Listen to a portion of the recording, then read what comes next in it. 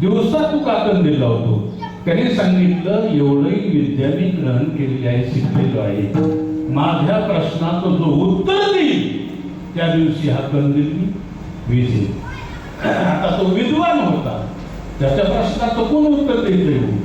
परंतु पुढे गेल्यानंतर काही दिवसांनी एक शेतकरी होता आणि त्या शेतकऱ्याने विचारलं, बाबा तुम्ही कंदील का लावता? त्याने सांगितलं, माझ्या प्रश्नाचं उत्तर जो देईल ना, मी विद्वान आहे, पंडित आहे, शास्त्री आहे, हे तोंडाने सांगावं लागत नसतं, नाही, मी विद्वान आहे, कीर्तनकार आहे, गायक आहे. त्याने सांगितलं, मी विद्वान आहे, माझ्या प्रश्नाचं जो उत्तर देईल ना, त्या दिवशी मी काय करेन? कंदील विझेल. तो शेतकरी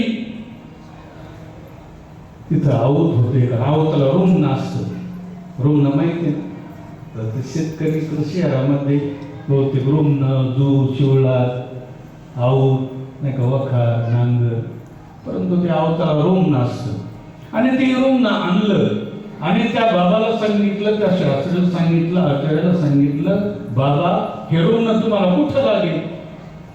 आता त्याने विचार केला, मी जर पाठीमध्ये म्हटलो तर तो पायाला हरी, मी पायाला म्हटलं तर तो पाठीला हरी. तो म्हटला, हे रुग्ण मला कुठं लागेल हे मला काय कळत नाही. मी जो म्हटला तेव्हा, तेव्हापासून ते मन पडलं की कुठं रुग्ण विठळला.